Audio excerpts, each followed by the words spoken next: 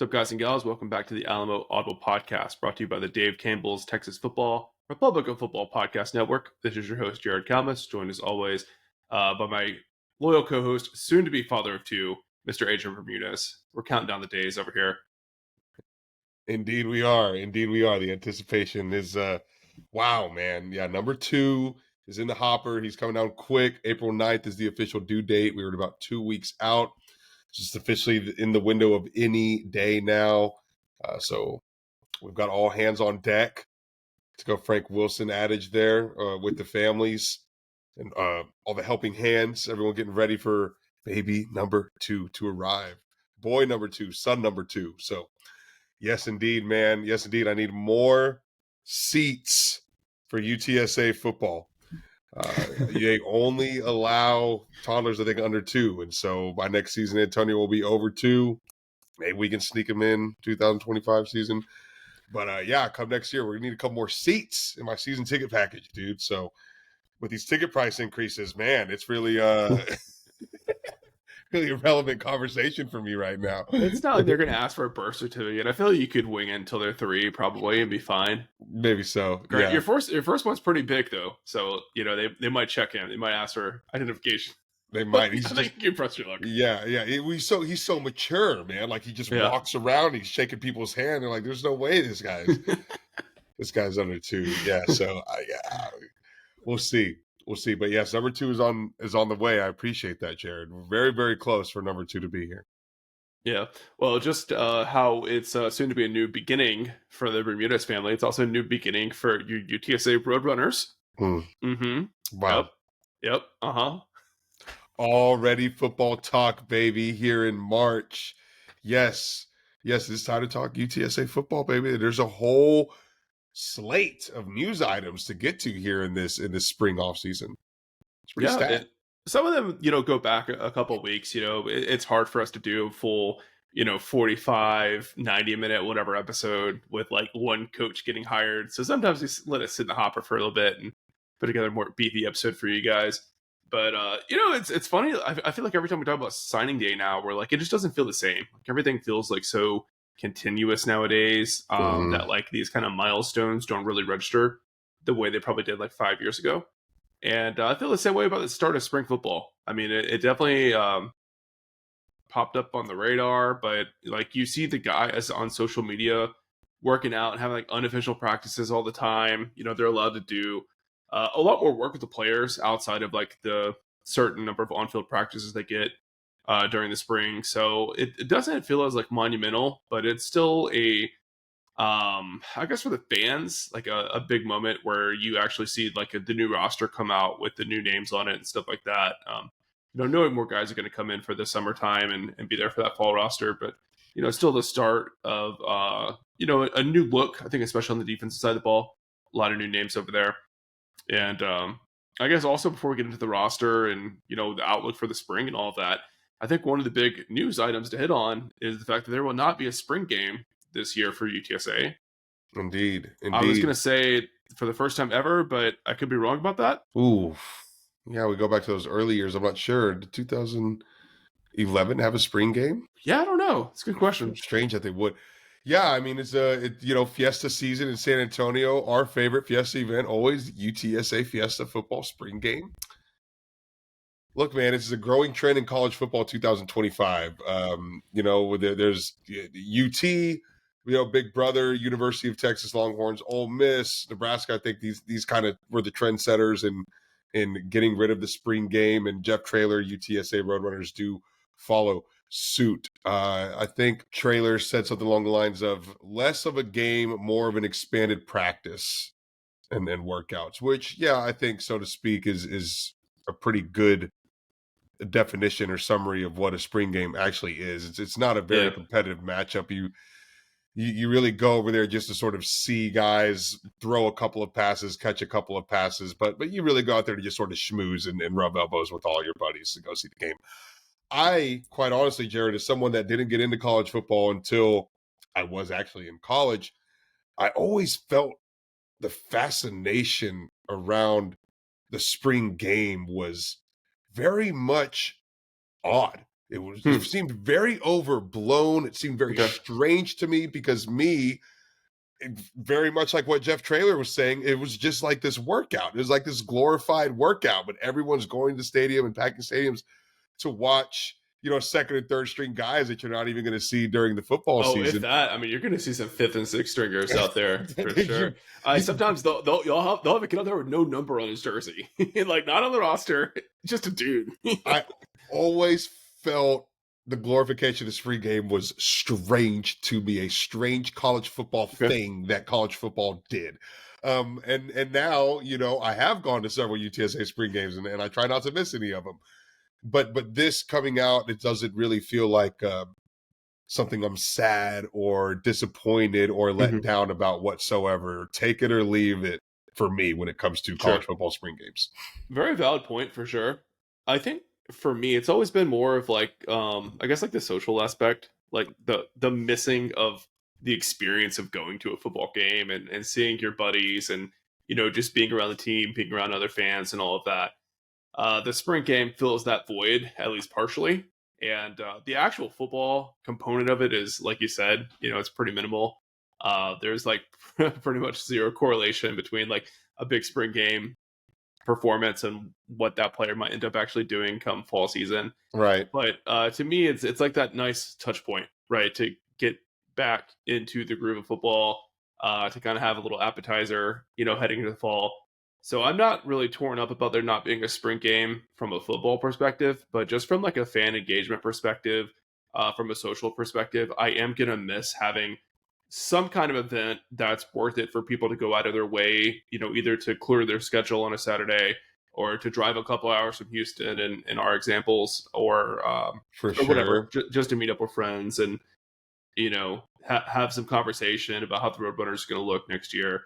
I do hope that like if this is the future of college football, where there are no more spring games anymore, I do hope that UTSA and other athletic departments will find a way to have that fan engagement aspect, Mm. without all the supposed downsides of a spring game of injury, fatigue, shadow scouting. I guess is supposedly a concern now. Yeah, yeah. Steve Sarkisian said something of like we played 30 games over the last 2 years, but it's like you just said, Jared. Like the spring game is not an actual game; it's just a practice. If you're shutting it down because of the volume of games that you're playing, that's not really accurate. It's more so shutting it down because risk of injury, um, and source of the tampering, not giving away too many schemes or secrets or the playbook, whatever. I don't think that really Yeah, exists I don't buy. either. I don't buy I that don't I don't argument buy that personally. either. I think it's just keeping guys healthy and Yep. not risking any injuries, and that's Yep. fine. That's fine for me. Um, what does that look like? What does an alternative to a spring game look like? Can you just have an open practice where we can just watch players run drills and they can sign autographs after? Is it just a big meet and greet? Is it UTSA football renting out main event or Dave and Buster's and just playing arcade games with the fans one day? Like what kind of fan engagement can we do in the spring? I agree with you, Jared. That does need to be figured out because it does sort of usher in and for us in particular with San Antonio, it was very, very cool for UTSA to have its own fiesta event. And I know not a lot of San Antonians were going out of their way to go to UTSA football spring game without a direct affiliation to the Roadrunners, but there was a medal for this thing. It is a fiesta sanctioned event, and that was very, very cool to have UTSA attached to that. Yeah, it was So on it's on the official calendar for Fiesta, right? absolutely, absolutely. So can we still have that? Can we still sort of fill that void where there's a UTSA football sanctioned fiesta event where fans can come out and get engaged with the football team? I sure hope so because that was really Mhm. cool. Yep, I agree. Assuming we'll never have another spring game again, which who knows? You never know how these things are going to turn in college football these days. Do you have a like favorite spring game memory through the last like what 13 years of spring games? Do you have any memories? Maybe it's a better question. Golly, man. Shoot. The massive jersey uh giveaway auction raffle that they were doing back whenever we played at Northside ISD's stadium. Oh yeah, that was sick. There was UTSA football was still very much in its infancy, and there was like 6 or 7 pop-up tables just filled with football jerseys, baseball jerseys, basketball jerseys, and they were essentially giving them away for like $5 and $10 a pop. I wish I would have grabbed more of them from that day. That was a really cool event. I specifically remember those Northside ISD arena games. What's the name of that damn stadium? Gosh, it escapes me. Northside ISD, right there Mm-hmm. by UTSA. We went to those, golly, because there was like an interim period where they moved it from the Alamo Dome up to that Northside ISD stadium. It was there, I want to say, for 3 or 4 seasons back in the Wilson tenure. Went Mm-hmm. to a lot of them there. Those were some of my first spring game experiences because that was after graduation. I didn't go to any as a student. And seeing the guys and kind of getting that raw, I remember that. Last year was awesome because I got to meet Coach Claunch last year. And I got to see Lisa Campos on the concourse after we had her on the podcast. She recognized us. Of course, I recognized her. She recognized me, and we got to dap up and give this hugs. There was like this very, very cool being in the scene last year of meeting Austin Claunch, seeing Lisa Campos. I really, really enjoyed wearing our Tige Wayabera dry fit shirt around the Alamo Dome concourse that day. We got a lot of looks. I had a lot of fun at last year's spring game. I had a whole lot of fun at last year's spring game. Jared Yeah, I wasn't remember there. that you were blowing up the chat with all your positive experiences. Sad you'll be missing that this year. Yeah. I have a memory of a spring game. I'm gonna pull two names out on offense and defense. I could be very, very wrong. Oh man, The names don't matter. I think it was Austin Pratt versus Brian Price. I think maybe in the birdcage drill. Like I think Wilson had lined up the whole team on the 50-yard line in this big tunnel. And then they were just going at it, man. Just two animals, mano a mano. And it got the crowd so fired up. People were out of their seats. It was like a Roman gladiator Coliseum moment where everyone's like bloodthirsty and ready for some football. what a good call out, Jared. That was like the ushering into the spring game intro, right? It was Yeah. birdcage on the 50 before we did the coin toss. Yeah. That was rowdy, dude. That was so rowdy. It was like 3 rounds of birdcage. Dude, yeah. I remember that. Oh man, shout out to Wilson for that. That was cool. That was Yep. really cool. That was a good one. But also, thinking about concussions and stuff like that, like that's probably a good example of why they're not doing this anymore. Yeah. Just get our guys to beat each other the hell up so our 400 fans can lose their minds in the stands. We've had some pretty good crowds for the spring games. I wouldn't did. totally dismiss it. We did have some good ones. And whenever we moved back to the Alamo Dome, it got pretty good too. Right. Yeah. I think 4,000, 6,000 is the record or something like that. It's pretty good. And then there's like year after year, like everyone lined up to see how UTSA's second quarterback looked. Yeah. And it was always like the jury's out on who the second quarterback is. After the spring game, we still didn't really know who the second quarterback was going to. It was like year after year after year. It was always, okay, who's going to be backup? And then by the time you left, it was like, I don't think we really still have a backup. Yeah. Good times at UTSA. Another good memory of mine is there was always like some undersized walk-on slot receiver that always tore it up in the spring game because they were going against, fifth string cornerbacks and safeties that had no communication with each other and like walk-on linebackers that can't cover the slot, and they're like, oh my God, this guy's amazing. He's going to blow up. He's going to be the next big walk-on for UTSA. Nothing. Ever. It's true. Anyways, in the non-existent spring game, I guess like throughout the spring, we're monitoring some new players for UTSA. And with the start of spring practice, I think it was over the weekend. It was the first practice maybe. We got our first look at the UTSA spring roster. So as a reminder, everyone has to re-earn their single digit if they're a single digit guy. So the roster begins numerically at number 10 with Kendrick Blackshire and Noah Lugo.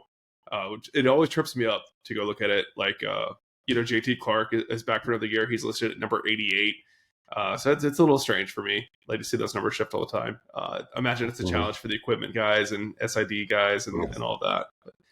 But, not to go through the roster in its entirety or anything like that. But, when you scroll through, is there anything that sticks out to you as interesting or unexpected? I guess the main thing is Cyrus Moss is not listed on the roster.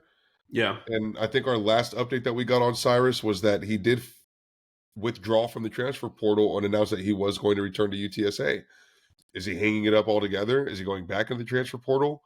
I guess that was probably my biggest eyebrow raise. That has been a saga. My understanding is he is tied up in because the NCAA gave all those JUCO players an extra year because the Diego Pavia ruling. Hmm. But I guess there's some players that hit some rule about when they enrolled in JUCO and how many credits they took, or something. It's not some really weird edge case with eligibility. So I think he's tied up in that and is not really sure if he's going to be able to play or not. I'm not expecting him on the field for the Roadrunners next year. Yeah, I don't either. In fact, his Twitter account's gone. To me, Oh, it's not active. So yeah, the writing on the wall shows Cyrus Dumas will not be Roadrunner yeah, next year. But a critical piece at cornerback, defensive backs, and was really a machine last year.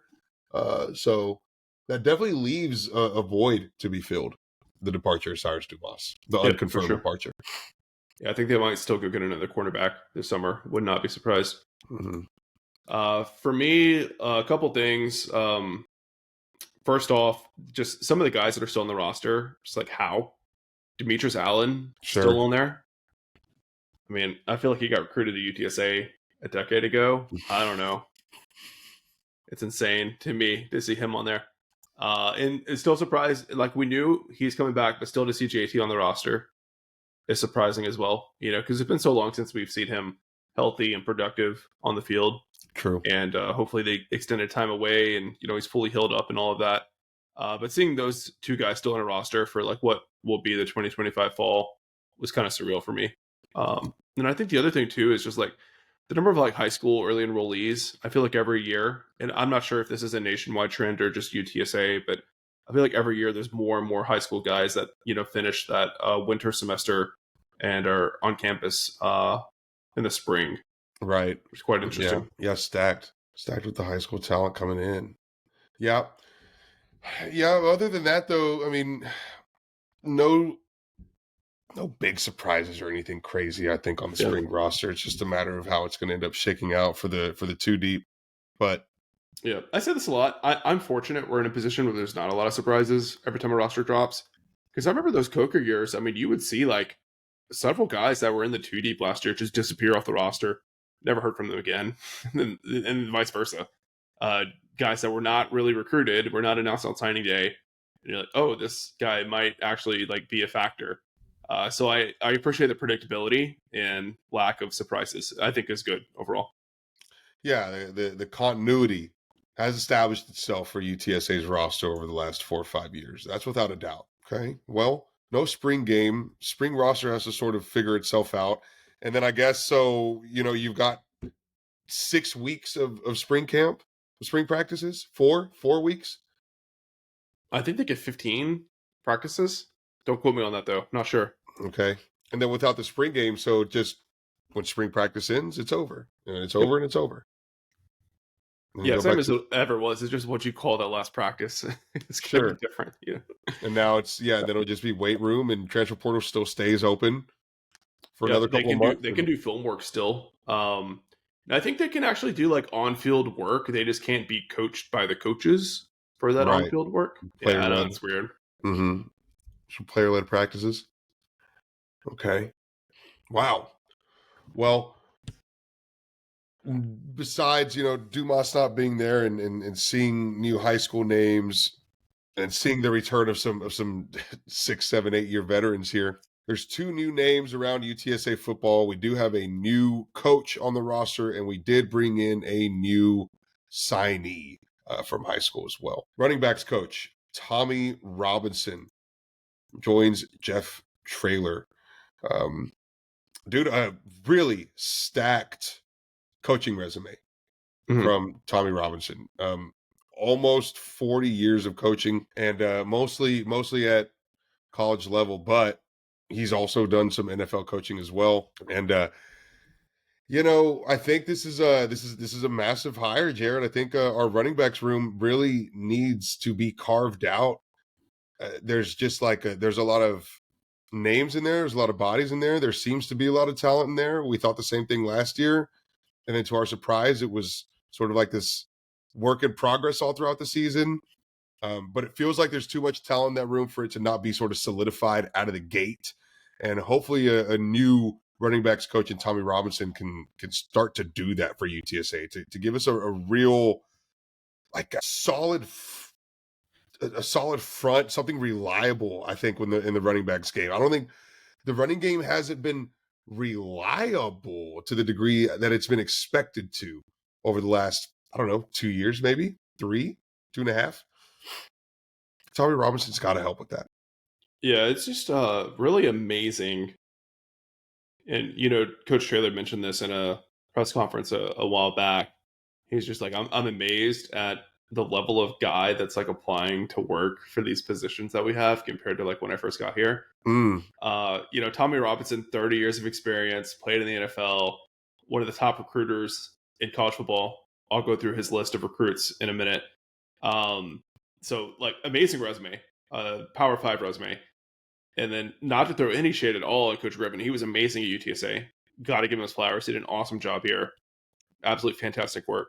But his resume when he got hired at UTSA was 1 year as a quality control coach at Arkansas. I mean, it's wow. just a light year difference between the level of coach this program is hiring now versus 5-6 years ago, whatever. This guy was Tommy Robinson, running backs coach at a UT, at a LSU, at a Colorado. I mean, Yeah, all over the place at the top echelon of D1 of blue chip. The recruiting prowess, though, maybe even just as, if not more, enticing than his knowledge in the running backs room and his ability to tutor those guys. I mean, yeah, yeah. Pac-12 Recruiter of the Year in 2017. That running back coach is always a position that you want to have a strong recruiter at. I don't just the way college football seems to work. I think the year I could be wrong on this. I think the year that Frank Wilson got recruiter of the year, Tommy Robinson was like the runner-up that year. Wow. Tommy Robinson recruited Derek Stingley, Reuben Owens, L.O. Johnson, Bryce Anderson, Le'Veon Moss. I mean, it's a crazy list, man. This guy knows how to close. Granted, he was at some amazing programs with big pockets when he was doing it, Sure. but he was competing against other programs that had similar resources as well, right? So I have really high expectations for him at UTSA. This is a home run hire, I think, from Joe Traylor. Absolutely. And who knows, maybe he'll help bring in some talent, pretty quickly as well. It's going to be, I think, tough with like the stacked roster that UTSA is running back position. They can't really go out and get transfers, I think, that easily with like so few snaps to go around. Right. But yeah, it's hard to do better than UTSA did here in replacing a really good coach with one that has some real skins on the wall. Unbelievable hire, man. I'm really, really excited about the Tommy Robinson hire. What's one thing you'd like to see from UTSA's ground game? That you Ooh, think you could see Tommy Robinson implement. You'd like to see him implement. just a shorter rotation. I mean, a lot of games last season, 5-6 guys getting a carry. Ridiculous. Yeah, I hope that ends. I Well don't know how said. much of that, which Coach Griffin versus the rest of the staff. Who knows? But three running backs touching the ball max, unless it's a blowout. And that third one should get for less than 5 carries. Good call. Absolutely good call. Yeah, totally agree with you on that. A smaller rotation, 2 guys. That's Yeah, it. yeah, Yeah. yeah. And like Adrian said, there's also a new addition to the recruiting class as well. As Joe Traylor always does, he makes a big splash late when other schools have already closed their class and used up their scholarships. UTSA finds a way to bring in top talent late in the cycle. Latest addition is a wide receiver named Ferzel Shepard. He is a high school signee actually out of Louisiana. Um, Mhm. Baton Number Rouge. 11 player in the state of Louisiana. He was a Wow. 4-star on 27 Sports. He's just under a 4-star composite. I think like if he had like a half point more from rivals, he would have been a composite 4-star. But I believe he's the third highest ranked player in program history for the Roadrunners. Golly. Really stacked. It's a lot of talent. Mm-hmm. A lot of talent. Have you got a chance to watch any of Shepard's film? Yeah, I did. Unfortunately, he has one of those highlight films that like is not edited. Really, it's just like a bunch of random plays Yeah. put together. Uh, you know, The old school style. for any parents out there with kids that are like in high school or middle school that are showing some serious potential to play the next level, please, please, please invest a little bit of money in like having someone edit your child's highlights and like put your 5 best plays first. please. Shepard's is not like that. Like a lot of it is like, oh, here's a 6 yard gain on a bubble 6 yard screen. outright. Yeah. Yeah. But no, I did watch it. I think similar to was it Kingston Jones was the other Louisiana high school receiver they brought in this class. Mm, Uh, just not a really great quarterback throwing at him, so it's hard to properly evaluate. Right. A sure. lot of times he's sitting there waiting for the ball to make it to him, or it's underthrown and stuff like that. He definitely seems raw for sure. I don't see him playing a lot as a freshman, but the athleticism is there for sure. In addition to what he shows on tape with like avoiding tackles and having some quick acceleration and stuff like that, he is like a triple jump champion. He's super fast on the 100-meter dash, so he's got the raw tools for sure. He's going to need to be coached up, I think, but you can definitely see where he got a very, very high rating because he has that athleticism. But I think he made the right choice coming to UTSA versus going to an SEC school, right? I think an SEC school wouldn't have given him the time to develop and may have pushed him out pretty early. Whereas I think at UTSA he'll have time to develop and they'll trust that he's going to learn the system and learn the finer points of being a receiver and receive a lot of good coaching attention while he's doing it. Yeah. Yeah, absolutely.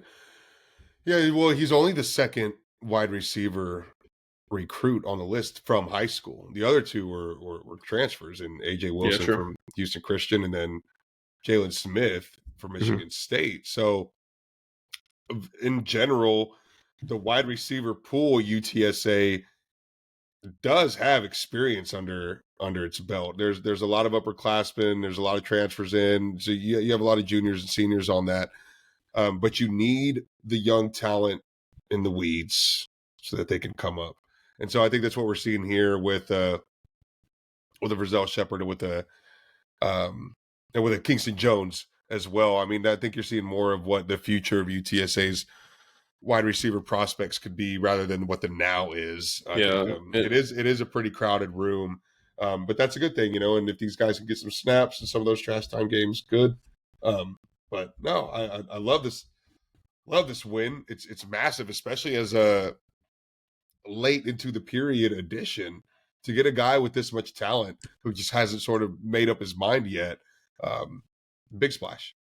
Yeah, and I think we said on the last podcast after signing day, like best available, right? And if you can go get a 4-star at a position where like you have some talent, but it's not like receivers that position that's locked in stone or anything. Like, you're right, like there's more experience now because they went and got those transfers, but I don't think really any of those new guys that have come in have going to be a guaranteed spot, so to speak. So I think there's still the opportunity for Shepard and Jones to find a way to make an impact if they have that hot start, right?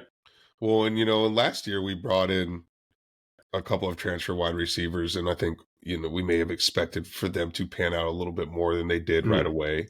Mm-hmm. Um, but they're still finding their way on this roster.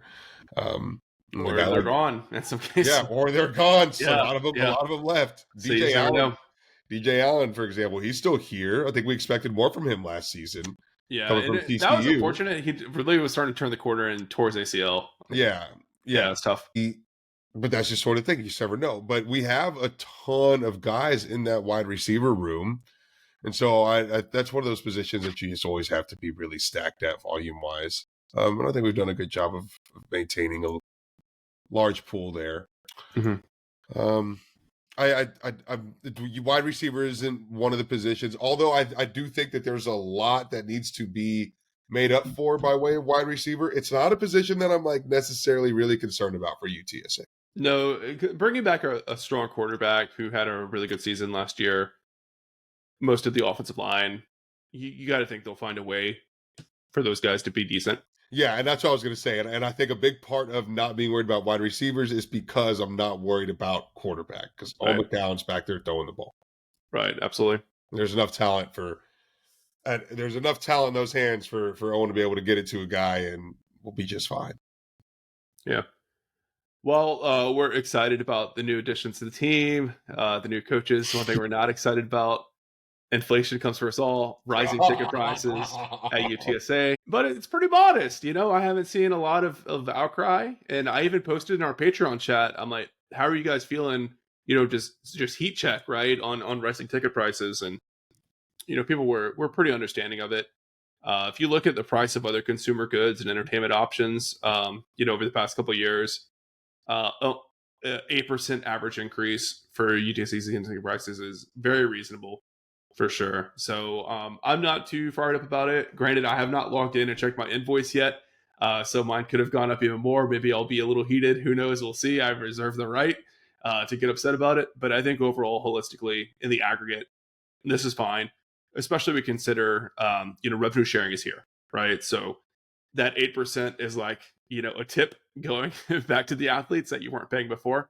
Right. And I think people need to start thinking about that kind of stuff when you talk about pricing for anything I athletics think related in college. I think that you have to start advertising that stuff so that Yeah, because people don't think people about don't that know. sort of thing. People don't even know that that sort of thing exists. You have to communicate that message to your fans.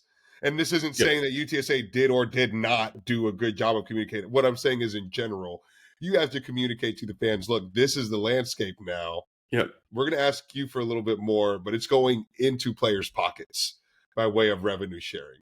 And yeah, this is how we're going to do it. And now, Sally and Joe feel really good about renewing at a higher ticket cost because they know their favorite wide receiver is going to have a little bit more spending money and he might stick around for another season because of that, or he might play a little bit better because of that. The other thing that I think fans want to know is how is their game day experience going to increase in quality with a ticket price increase?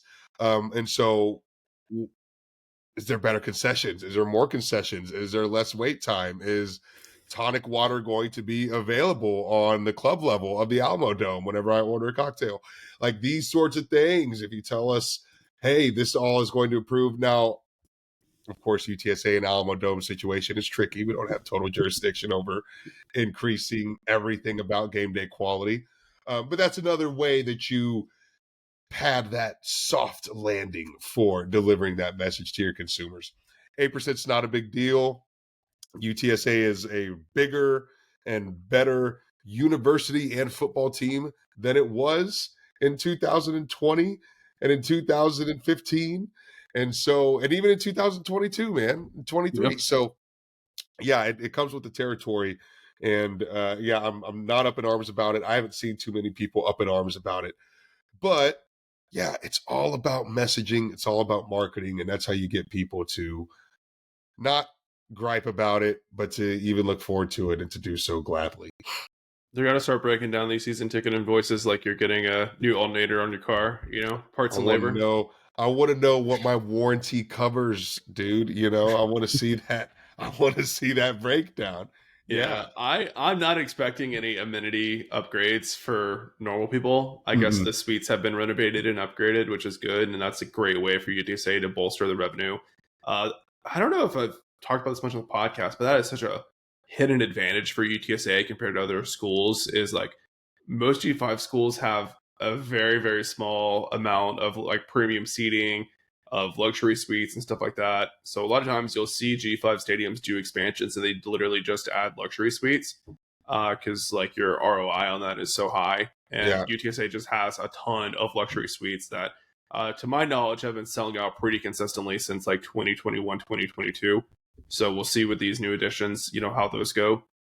Pricing for those seems pretty reasonable from what I've seen. So hopefully people will bite on that. And that's another nice influx of revenue for UTSA to then share with the athletes. But I guess, if you have a normal seat and you're hoping for a better experience at the concourse, it's not totally in UTSA's control. So Yeah. it's tough. We're also the only G5 college football stadium that has chair backs for every single damn seat and armrests for every single damn seat. You're not sitting on Yeah. metal bleachers in the Alamo Dome. So, not too much to gripe at there or to expect better of there whenever you look at your peers or whenever you travel to UTSA's in conference road games. You'll notice you've got it pretty good in the Alamo Yeah. Dome. Yep, agreed. The Well, speaking of traveling to road games, we're on fire with the segues in this episode, by the way. yes, I hope the listeners recognize that. But speaking of traveling to home games, or sorry, to road games, and also game day experience, the American Athletic Conference dropped the conference schedule for the year. And I think we're both going to agree it's a pretty good one for UTSA, both in terms of away games and home games, both. man, brother, this is fantastic. Really excited about the slate here, but most definitely there's a couple of games that have me licking my chops whenever I look at road trip destinations. Mm-hmm. Really, really fantastic. But I also think that the conference slate that is coming to San Antonio is really great as Yeah. well. Yeah, you got Rice, Tulane, East Carolina, and Army. And Army, yes, dude, that's fantastic to get Tulane in the dome, to get Rice in the dome, especially after losing to Rice, which sucked last year. East Carolina in the dome, which I imagine should have a pretty good traveling contingency. That's going to be Right. also. Unfortunately, that is Thanksgiving. I feel like that probably is going to hold back a Oh, lot of you're hires from coming. right, November 22nd. That's right. Yeah. That's right. Uh huh. Uh huh. And then, of course, you But always want hey, to have your armed they forces. had a lot of fans in the convo for basketball this year, though. So True that. who knows? I think they've got a pretty good amount of fans in Texas, but I that holiday makes it love tough. I love October 30th, Halloween weekend. Tulane is in town. That just feels fun, man. It just feels fun as all hell. On a Thursday, maybe you get a better turnout from the students for Halloween because that's always been an Yeah, Achilles heel dude. for UTSA, man. Always been a killer. Yeah. Those 11 a.m. Halloween games, I'll remember how sparse those student sections are for a long time. Brutal. So Brutal. I don't know. Obviously, attendance is not going to be great on a Thursday, but hopefully the student section's better than it normally is on Halloween. Sure. Sure. I texted this to a lot of people who were asking about the schedule. I was like, hey, all that complaining that Traylor was doing about not playing on Fridays, that does not mean you're going to get a 7 o'clock primetime Saturday slot. That means you're going to get a Thursday slot if you Be don't want the Friday. careful what you wish for. I would take a Friday night game over a Thursday game 10 times out of 10, quite honestly. I guess as an alum speaking, maybe you get some TV coverage, but no one's watching college football on a Thursday. It's just, Well, those Friday games are televised. They're on ESPN2. of Sometimes course, on ESPN1. yeah, yeah. And the away slate, okay, I'm looking at Fort Collins, Colorado for Colorado State. I'm looking at Denton, Texas for UNT, but I'm looking, Jared, at the sunny Gulf Coast shores of Tampa, Florida for USF. First weekend of November. Oh, baby, sign me up. Yes, indeed. Yes, indeed. I want to be at that South Florida game. I don't care how not exciting the matchup is. I want to go to Florida in November. Yes, you can sign me up for that. Well, this is one where it's like a pro that it's on a Thursday, right? Because you know it's going to be a late kickoff, right? It'll probably be 7 o'clock Eastern time. Mm-hmm. So you fly in, you knock out the game, and then you got a whole weekend to spend in Tampa. Oh, weekend in beautiful Tampa Bay. Are you kidding? Yeah, we're talking deep sea charter fishing. We're talking shucking oysters. We're talking, yeah, some Busch Gardens action, baby. I mean, dude, it's fantastic. I love it. I absolutely love that slate. And there should be some maybe, yeah, NHL's already kicked off by then because we're in November. Should be able to go to a Bolts game, dude. Go Bolts. It's lightning stuff there. There's a lot of stuff to be done on a 3-day no football game weekend in Tampa because you already knocked out the Roadrunners win on Thursday. Heck, and USF is more like in town. It's more mainland, if you will, right? So Yeah, you got to cross the bridge to go to St. Pete, where the hockey arena is, right? exactly. So whenever you like land from your flight, like airport wise, you can stay more in like the city of Tampa proper in that mainland, and then Friday, Saturday, now you can dish out to a Clearwater or to a Sarasota or to an Anna Maria and get closer to that coastline and really enjoy it. Not have to worry about traveling Andrew's back done and his forth. homework. He's ready to go. Dude, Tampa is extremely large. Tampa is like Houston. Oh, Like really? I if didn't you realize want, that. Yeah, yeah. If you're hanging out, and you're gonna get your hotel on the beach, and then you would like double back to the UTSA game. You're gonna drive 45 minutes across Tampa just to go to Mhm. that game, right? That's how it was for the baseball tournament whenever they were playing in Clearwater at the Thresher Stadium. It was like an hour long trek to get from the condo to the baseball game, and I was like, this is like Houston, except we're on the water. Mhm. Yeah, it's a big old city to drive around. But yeah, I'm Gotcha. excited. I'm excited for that one. Um, My wife and I are eyeballing Colorado State as well. We're talking about driving to that game and bringing the dogs because we want to take the dogs to the yo, mountains. Yep. And then she was interested in going back to Philadelphia for Temple because we had an awesome time there. nice. But those two games are back to back, and there is a bye week between them. But I think I might do Charlotte instead. I've been wanting to do Charlotte for a while. I don't know if they're going to Yeah. be any good, but very pretty campus. I've never been to Charlotte before. Got some family around there. Hmm. Hmm. I would love to go see Charlotte. I would love to go see North Carolina and some of those Smoky Mountains. Do have some connects over there too as well. And then Jared, I think we'd be remiss to say like how great the home stand for out of conference is. Yeah. Texas State and UIW back to back weeks is just an extremely fun slate of games for If there's UTSA. ever a year to announce a season ticket price increase, this is the year to do it. I mean, this is going to be one of the best home slates in program history, I think. Nice. Wow, Jared. Well said. Wow. Yeah, you might not be wrong on that. Texas State, UIW, Rice, Tulane, ECU, and Army. It's pretty good, man. It's Like pretty when good. ECU is like your most or second most underwhelming for fan interest, that's pretty good. Yeah. Yeah. And I like that, By the like way, the if any ECU fans are listening, UIW is in San Antonio. Don't get mad at me. It's a big deal to a lot of people here. But I also like the fact that the difficulty of the matchups is sort of tiered. I mean, yeah, Texas Sure. State should be a good one. UIW, we get in there and get that back. Rice, we get in there and get that back. And then Tulane and EC. Because man, you go and you get blown out your first game or second game at home. Now all of a sudden, no one's going to home games the rest of the year. All of a sudden, Alamo Dome attendance is like completely nuked because UTSA had a bad outing in week 2 or whatever. Yeah, We've we've seen seen it it happen happen. before. Yeah. Yeah. So we need the revenge game over Texas State.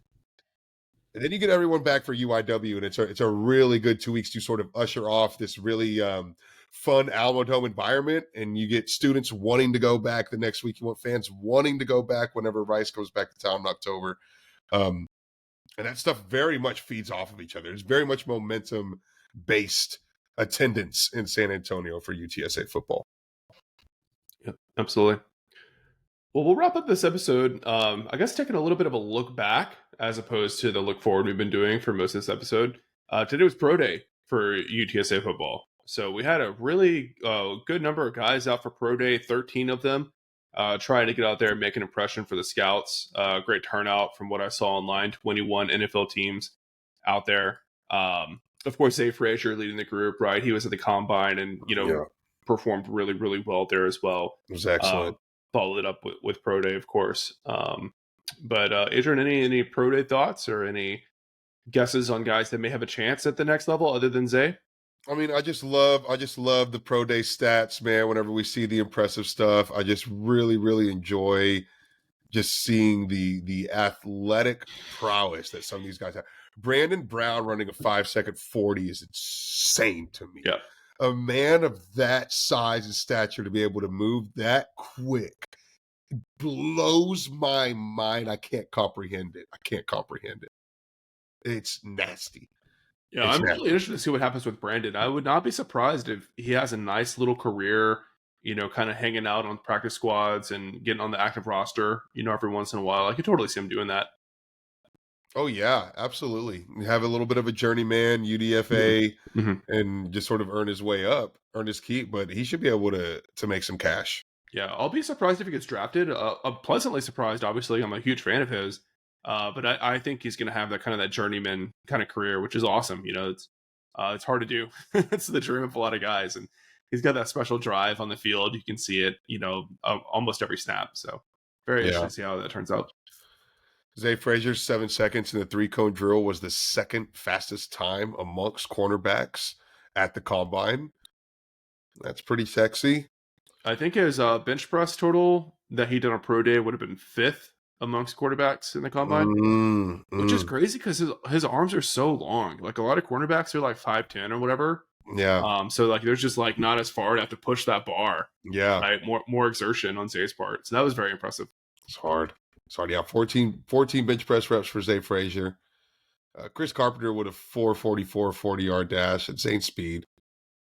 Elliot Davidson Yeah. was really, really nice with his athleticism feats. 37 inches on the vertical, 10.5 feet on the broad jump, 442 on the 40, which I think was the quickest time for a Roadrunner on the Wow. day, brother. Man, I would not have guessed that. No Ellie Davis, way. I was not familiar with your game. Dog, yeah, dude. That's nasty stuff, man. Yeah. Yeah. You think he could get like a UFL spot? I don't see why not. He had such a productive career across both UIW and UTSA. I mean, he seems He's like a very very athletic. cerebral He's kind of player. just very athletic, man. Yeah. Yeah, and he's smart. And he's Yep. a smart player. Yeah, well Yeah. said, Jared. He's very, very much a smart guy. Um, who do you like? Who do you like to maybe have a little bit of a journeyman type of career here? Can maybe go UFL or I don't know. That's a tough one. I feel like we listed already the guys that I would have picked for that answer if you would have asked me off the jump. I guess if I had to pick a stretch, though, I feel like Joe Evans is still going to get a shot. You know, I think injury has held him back a little bit, but I think you can clip out his like 20 best plays during his career, and they're going to be very damn impressive. mm, He's very strong. He's very quick. I don't know what he recorded on like the 3-cone drill and stuff like that, but I would guess it's pretty impressive. Now, you know, how the injuries affected his agility and stuff like that, I'm not sure. But if I had to pick like a dark horse, I guess it'd probably be him. like that pick? Good pick. Yeah, I think a lot of these guys could have potential in a CFL or in a spring league. Yeah, I think they could definitely go and make some money in that. yeah, for sure. I always forget about the Canadian League. Yeah, Man, I think a lot of guys at a G5 level have potential to go and play CFL. I just don't think that a lot of guys are interested in going to sure. play Yeah, CFL. But if they were up for it, I think you would see a hell of a lot more names out there that you were familiar with. I mean, I look at this list of names from the pro day, and I could see a lot of these guys being successful at a CFL level. yeah, Totally. yeah. It's just nice. There's so many different ways to get paid for playing football now. You know, before it was like you're getting paid under the table if you're in the SEC, and then you got the NFL shot, and then maybe CFL. But now with the UFL, they're in the mix and NIL and all that. You know, it's great to see. If you really want to play for another couple of years, you can make some cash for 3 or 4 seasons going to the CFL. If you're Mm-hmm. I don't know, a Ken Robinson or a Brevin Randall, even. Yeah, totally, man. No doubt. All right, Andrew. Well, we'll wrap it up. It's been a nice little news recap of everything that's been going on. I'm sure we missed a couple news items, you know, along the past couple weeks, but hopefully get the fans geared up and ready for spring football, even without the payoff of a spring game for sure. But you'll at least get another Audible episode to recap the spring. You got that to look forward to. And Definitely before we so. get out of here, I do want to say thank you to our Patreon supporters as always. 2 new subscribers. It's the last time H and I recorded. That includes Steve and Ryan Ballin of the Insider tier. Ballin family is enjoying their time at UTSA with their son tearing it up as a true freshman, holding down the second base spot. Be sure to check out next episode around the bird bath this week to hear more about the baseball team. Dan's been doing an awesome job covering, despite having a full-time job now and also having a part-time job doing play-by-play and color commentary for the Stephen F.A. Lumberjacks. So big shout out to Dan. Burning Mm, the midnight oil all the time. We see you. We appreciate you. I want to say thank you to our board of trustees members on Patreon. That includes Digiteek, John Otwell, Gary and Ruben represent the UTSA Bird Gang Tailgate, Ray Redding, Brandon Grill and the Grill Realty Group, Andy Elizada at Proficient Benefit Solutions, Ian McClendon and Seeker LLC, Javan Townsend, president of the DFW chapter of the UTSA Alumni Association, Ryan Squares, Waterman Construction, UTSA Annual Giving, Wayne Gonzalez and Runners Rising Project, and Brandon Padron. And of course, thank you as well to our big money donors over on Patreon, including Ben Tovar, the Bunch family, Zach Espiricueta on the San Antonio Podcast Network, Alejandro Benavides, Dan Erdal, who we just gushed about for a solid minute, Jacob Cavasso is board president for the UTSA Alumni Association. John Nally, Rick Cortez of Rowdy Road Grillers, Sumner McDaniel, UTSA King Bowser, Maddie, and Homefield Apparel, where you can use the discount code UTSA Wants Homefield to get 15% off your first order. So thank you guys all so much. Be sure to tune in to Around the Birdbath for our baseball coverage, and we'll see you guys back real soon.